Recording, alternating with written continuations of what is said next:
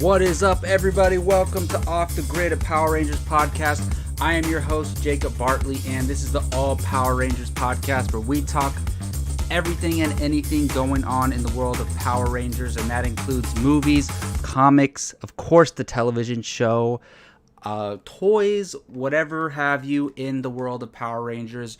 We are here to talk it. But first and foremost, how is everybody doing? I hope everyone is doing well. I hope everybody is safe. I hope everybody is staying clean. I hope everyone's wearing a mask and being respectful to their fellow human beings. That's the most important thing going on right now. But something also very important is just enjoying and talking about the things that we love. And for me, and I hope for anybody who watches this show, that is Power Rangers. And we got some cool stuff to talk about today. We got two comic-related things to talk about. And those are Mighty Morphin Power Rangers number 51, the aftermath of Necessary Evil, I would say. But it's kind of been a long trailing aftermath of Shattered Grid, which went with Beyond the Grid, and then Necessary Evil, and now aftermath with Lord Draken returning. Of course, they couldn't resist to bring Lord Draken back. And I'm not even mad. It's just funny that he wasn't gone for too long before they had to bring him back. And he's a pretty big thing in Power Rangers these days, so I'm not really mad about that. Not that I want them to milk him forever, but hey, let's explore it a little bit more, do something different with him. We're also going to talk about, and this is all related to Shattered Grid and Lord Draken, is the Ranger Slayer number 1 that's coming out pretty soon here. They did a free comic book release at the comic book stores where it's a preview to Ranger Slayer number 1. So we'll go ahead and go over that first. But if you see me wearing this Off the Grid, a Power Rangers podcast shirt, you can get one of these yourself. I love this shirt. I just got this light purple one, and I got a blue one. These shirts are so comfortable. And if you go to tpublic.com, you search designs by Jake Berlin. He's the guy who made these shirts, and he's making a one with the new logo as well pretty soon here, and I can't wait for that. But this is the original logo that we had. So yeah, look up Jake Berlin on TeePublic. You can buy some of these shirts. You can buy shirts from Apocalypse Movies on there as well, and you can buy a bunch of other cool stuff on there. So go ahead and check it out. But yes, let's get to it. I want to start this off talking about Mighty Morphin Power Rangers number 51. And because this is like a legit full issue, so let's spend the majority of the time talking about this. And there's one thing that I wanted to talk about, because here, let me find the comic, because they're actually, one thing I wanted to talk about was they have new artists. They have new artists on these comics, and I don't have it in front of me, but let's see here. I'm going to look it up. Mighty Morphin Power Rangers number 51. They have, because I noticed, right? I started reading it, and I was like, Tommy looks very different. The art on this one is very new, and it's different. And I don't know if I like it yet or not, but it's interesting, though. It's very interesting. It's very, because the art from recently, at least for the last, like, few issues here, has been very consistent, or last few series here has been very consistent. Let me show off my Daredevil cup. And this one looks very different. I know they've had different artists in there here and there, but this one looks very, very different. And if you've read the issues, you know exactly what I'm talking about. I'm trying to look up the artist's name, but whatever. Not that it doesn't matter. It matters very much. But they have new artists on here, and go check it out. I'm a little bit torn because, look, the Mighty Morphin Power Rangers art up until now has looked very similar to what we know. Like, we recognize it. Doesn't look too far from what the TV show stuff was. Looks a little bit more modern, a little bit more sleek, but it doesn't look too far off from what the TV shows are. This new artist, it's very artistic, and it looks beautiful. Don't get me wrong, but it just looks weird with Power Rangers. But I'm sure I'm going to get used to it. It was just the very first one that I've read with these new artists. So yeah, if you haven't seen the art, go check it out. Yeah, we're going to get into some spoilers here. So this issue picks up right where number 50 left off, and there was a comet headed toward Earth, and what do you know? The last one ended. We find out that Lord Draken was in there, and a very different Lord Draken, and they're just calling him Draken now. And his head is halfway shaved. He has a big tattoo on the side of his head. He's kind of gone insane. So the Rangers start confronting him and asking him questions, and then they start fighting, of course, and he's taking out Rangers left and right. He takes out, I think he takes out Rocky and Aisha and Billy and Kimberly. And then Tommy, White Ranger Tommy, knocks him out. No problem. And look, we know Tommy is very powerful at this point. He has the white light. He has the white power coin. And we've seen this. It kind of made him this Superman. He has more agility. He's stronger. In being a Power Ranger, you already have that, but this white light has given him even more strength. So this is just Tommy arguably in his prime, I guess. I mean, maybe he gets more powerful later on just as good Tommy, but because we know arguably Lord Draken is Tommy in his prime, but as far as the Tommy that we know from our main timeline, this is Tommy in his prime with the white suit, and he just knocks Draken out, no problem. And honestly, obviously, Draken's not on his A game. He's not. There's no way he's on his A game. He's like kind of lost his mind. He's acting all crazy. So even though he's able to take out those other Rangers, if you have somebody as powerful as Tommy, who also has a personal vendetta against this guy, just takes him out pretty easy. So after that fight, and I thought it was cool. It was a cool introduction. I like that Tommy or Draken is back because it makes the comics more exciting. And like I said, I don't want him to be the villain forever in comics, but I'm cool to explore this again for now. And it's been a while. It wasn't too long, but it's been a while since we had him. So I thought that was a good way to bring him back, and kind of, he's still intimidating, he's still very powerful, but not as powerful as he was when he was suited up and had his full army and everything like that. So then we find out, we cut to the goons, Rita and Zed's goons. We have Goldar, we have Finster, and the other guys, and they're kind of hiding out. They don't know what to do. They tried to use Zed's staff to create other monsters and things like that, but they've failed. So they're just kind of hiding out, and Zed finds them. He's very pleased that they actually tried to take on the Power Rangers without him. He's proud of them for that, but he has a new plan, and we find out what that is later. So I believe after this, we're back at the command center, and they're discussing with Zordon what are we going to do about Draken? He's too dangerous. Shouldn't we get rid of him? Zordon's saying we should maybe send him back to his Earth, and they're saying he's too dangerous, but Zordon begs the question, which is a legit question, and that is, if Draken's scared out of his mind showing up to Earth, who is he running from? And Zordon says this, he is one of the most powerful beings of all creation, Draken is, and he's afraid of whoever he's running from. So I like this because, look, Draken is now, in the comics, he is the villain now. He's the end-all, be-all. He is, I guess, nowadays, people would say, Thanos is the villain of the Marvel Universe, and Darkseid is the villain of the DC Universe, like the villain. And of course, both of those, there's more powerful beings than them. In the Marvel comics, there's more powerful beings than Thanos, and I'm pretty sure in the DC comics, there's more powerful beings than Darkseid. But as far as a frequent adversary and somebody who is always the go-to guy or the go-to girl, whatever you want to say, for a villain, the main villain of a universe, I would say Thanos and Darkseid are those for those universes. And for me, for the comics at least, Draken is that for Power Rangers. But, like I said, there's more powerful beings out there. arguably, I mean, Thanos with the full gauntlet, maybe not, but like Galactus is more powerful than Thanos, arguably. Well, definitely with if Thanos doesn't have the Infinity Gauntlet. So there's more powerful. There has to be more powerful beings than Draken out in the universe. So I'm excited to see what they're gonna bring.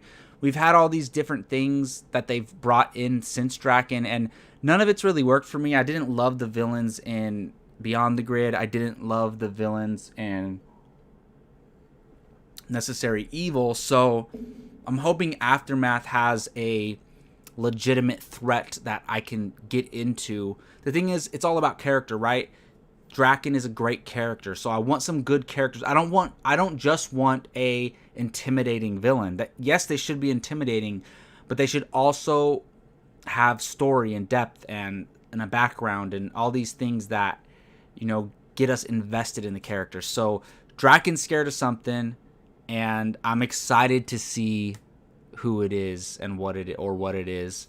We also spent some time with the Rangers back at the school. We have Kim and Adam walking through the halls, just talking about things, and then they run into a character that I've loved, an original character from the comics who I love, and that is Matt. So Rocky is at his locker, and he's talking to Matt, and they're talking about how they played each other in football, which is really cool. I love how they put twists, like combining this new mythology with the old mythology. Rocky went to a different school, and he's now a new student at Angel Grove High, and him and Matt played against each other in football. And I had a lot of theories about Matt when he was a main character in the Mighty Morphins and in the Go-Go storyline. I thought he was going to get that Rito was going to give him the green power coin, and I always speculated that Tommy was going to become the White Ranger, and then Matt would get the green power coin somehow and possibly fight the Rangers, maybe even join them, and then you have a green and a White Ranger. I think that would be so cool. So there's something that happens later on in this comic where I started freaking out, but it wasn't what I thought. So I'll get to that in a second. But another important aspect of this comic is when Tommy's teaching his karate class, and Aisha comes in to talk to him, and she's like, "Hey, have you spoken to him yet?" And Tommy's like, "Who?" And she's like, "You know who I'm talking about?" And she's talking about Draken. And look, if any of us had an alternate version of ourselves who we found out to be this crazy villain, it would be a weird situation. Would you go talk to him? Would you not? Would you want to? And Tommy says, "Look, if I go talk to him, there's only one thing I'm going to do, and that's kill him." Or in Power Rangers, destroy him. They always say destroy instead of kill. So yeah, that's always funny to me. But yeah, and I understand that. Tommy should want to kill Draken. Draken, especially, he probably feels responsible. He probably feels like it's him in some way who did all those bad things. So I really like that moment, actually. But another really great moment in this comic is, so they're holding Draken in the command center. Zordon claims he can't get out, and Draken's down in this cell, and Billy goes to talk to him, and Billy says he's taking some readings off his body to see where he came from, what his travel trajectory was, and how fast he was moving, things like that. And it felt very police victim interrogating the serial killer, but they're still scared even though the serial killer's in a cell. It felt like that during this, because Billy's hands shaking. And okay, so Draken is talking to Saba in this, and Saba's the head of the tiger on his sword, and his White Ranger sword. And I don't think his Saba's alive, though. It looks like it's just the head on some type of necklace that Draken has, and he's talking to Saba, but it's all in Draken's head. That's what I think is going on here. So he's talking to Saba, and he's like, "Of course they're scared. I killed their alternate versions in my reality." And he even asked Billy, "Are you aware that I killed you in my universe?" Billy says yes, and Draken continues to talk to Saba. So I like how Draken's just completely insane right now, and that I got that serial killer vibe, and where, like, even though you know a serial killer is behind bars right in front of you, you're still gonna be on edge and scared. And I really felt that with Billy and Draken in this scene. I thought it was pretty cool. So then, of course, there's an attack on the town, and it's a big slug called the Psycho Slug. Craziest, weirdest names. One thing with these comics, there's no lack of cheesy Power Ranger villains. There's no lack of weird powers with these villains or cheesy names, cheesy puns, things like that. We still get that, which is what Power Rangers is, so it's kind of cool. And the comics do a good job. Like, they turned Bulk and Skull into these reporters who are obsessed with the Power Rangers, and they make like their own YouTube channel instead of bullies who are always bullying them like every day. I thought that was a cool twist on Bulk and Skull, but they still got these cheesy Power Ranger villains, and it's kind of cool. Like, the good thing is Rita and Zed aren't as cheesy as they are in the show. So you can make these villains that they fight, the villain of the week or whatever, you can make them cheesy. And this Psycho Slug is another version of it. And at first, okay, the Psycho Slug doesn't seem much of a threat, but he does, he's spitting like this acid onto them, and it's like disintegrating their suits, which must be very powerful because their suits are very powerful. So they decide to, Tommy distracts them, and they put their weapons together and shoot at him. And I don't know why I'm blanking on the what the weapon's called when all their weapons are put together, but they shoot the Psycho Slug with that, and then I think his shell's just like not his shell, but a piece of him is like in the middle of the street, and it disappears, and they're like, what was that? Where did that go? And we find out, so Zed purposely sent this Psycho Slug in order to have them use that power blaster and to reactivate the green Chaos Crystal. So when this happened, I was like, yes, because maybe they're leading towards getting Matt's the green power coin and the Green Ranger powers, but that's not what they were going for. He used the green Chaos Crystal to turn Goldar, Squat, Babu, Finster into the Dark Rangers, and they look like crazy psycho killer versions of themselves, like scary monster versions of themselves, becoming the Dark Rangers. And Zed says, okay, there's 4 of you, I need a 5th, and you see somebody speaking off in the distance, you guys need a leader, and what do you know, it's Rita Repulsa. So, and that's where the issue ends, and I like it. Look, this is a good start to this aftermath. I like it. I'm digging it. I'm actually really liking it a lot, because it just does so many things, and you still have the Power Ranger, like everything. Even though things are still complicated with Rita and Zed and all these things, and Draken, you got a lot of stuff going on. When we were, and look, I love the Omega Rangers. I want the Omega Rangers back and playing a prominent role. I really do. But when you had all that stuff going on in the Necessary Evil, there's just like too much going on almost. So I like that we're just on Earth. We're focusing, like Draken's on Earth, Zed's there, like, well, on the moon, whatever. You know, we're all back to where we're used to with this stuff. So, and we'll explore other areas later on, but I like we're kind of back here, and all the chaos is going on Earth and around Earth. So I'm digging it, and I like Rita back. I like Rita and Zed together. Like, Zed is my favorite villain, but I love when they're together, and I think that's a really cool dynamic. So I'm actually really digging this issue. Like, I really loved some of the Necessary Evil stuff with the Omega Rangers, and the Tommy and Jason conflicts and all that stuff was amazing. But I'm really, like, I'm excited for this. Let's put it this way.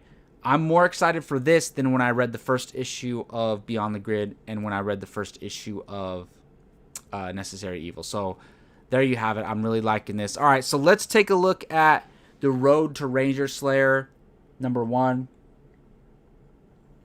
So basically, and I didn't realize this till I was like about halfway through this part, they just recapped, the first part of this is recapping what happens in the Shattered Grid storyline. So we've seen this where in the Coinless world, and this is Draken's world, where he's killed some of the Power Rangers used all their morphers to create Sentinel armies, and the coinless are basically the resistance or the rebels going up against Draken and his army. And we see Kimberly and Bulk and a couple others are hiding out, and Kimberly she's on her way to become Ranger Slayer at this point. So she's that Kimberly with the shorter hair and all that stuff. So we already read this back in Shattered Grid. She goes on to take Draken by herself, and he brainwashes her, sending her to meet up. And I think it ends with him brainwashing her, and I don't think we saw what happened after that, if I'm remembering correctly. So then we see she goes to confront Trini, and she kind of wants to use Trini in order to find the rest of the coinless, find Zach, find Aisha, which I didn't know that Aisha was there with them. I can't remember. Maybe they did reveal that, but Aisha's there with them, with Zach in this coinless world. So I thought that was pretty cool. So she wants to use Trini to get to them, but Trini gets out of it, and her and Bulk escape. And then you have Ranger Slayer she's reflecting on this, and we know Ranger Slayer's come a long way since then. She helped defeat Draken. She helped with the she was a main character in Beyond the Grid. She was a huge part of the end of Necessary Evil. So this character, obviously, Kimberly's a top 3 Power Ranger for me. I absolutely love the character. So adapting her even more into the Ranger Slayer characters, I love it. So I even have the Lightning figure. I want to find another one so I could open one of them. If Draken is the best thing to have in Power Rangers in a long time, like, Ranger Slayer's right there. She's so cool, and she's just like just awesome, and has a really cool name. And even though she's not slaying Rangers anymore necessarily, she should just keep that name. But yes, so at the end of this issue, we see Ranger Slayer talking, or just reflecting and kind of talking to the reader and saying, yeah, back then I was lost or whatever, and she's kind of ready to find herself and move on from there and do some good. And she says it kind of doesn't feel right to be back on her world, but she has some business to handle. So I'm looking forward to it. Like, I didn't know they were doing this preview, but cool, I got it for free. And it's good because, look, even though I already read the stuff that they recapped from Shattered Grid, it was cool to kind of get a refresher. It was like a last time with Ranger Slayer type thing. And now I feel like they gave you all the relevant information you needed going forward. So when her issue comes out, then we're all caught up and we're good to go. So I like that. I'm excited for the Ranger Slayer comic. Like, I love that character so much, and I'm so excited to see where Mighty Morphin Power Rangers goes from here. All right, well, that's going to do it for this episode of Off the Grid. Not too much to talk about, just these 2 comics issues. Not too long of an episode, but I'm always going to do spoiler talks about the comics when they come out. So let me know in the comment section what you thought of these issues. Did you like them? Have you read them? Are you looking forward to them? Let me know in the comment section. I would really love to hear your guys' thoughts. And what do you anticipate? Like, where do you think they're going with the Lord Draken character? What do you think they're going to do with Ranger Slayer? What do you think Draken is running from? Why is he so scared? Is it something that we know already, or is it a brand new original thing? Like, is he running from the Machine Empire and we're leading into Zeo? Or is it a brand new character, or a twist on a character that we already know? Is it Master Vile, Rita's dad? That would be pretty cool. Maybe it's Master Vile and Rito Revolto, something like that. And they put a twist on it where they're so powerful that even Draken's afraid of them. Something.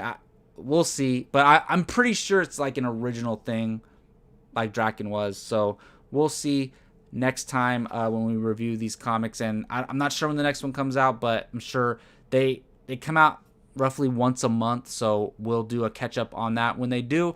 All right. Thanks again for watching this. I'm Jacob Barley. This is Off the Grid, a Power Rangers podcast.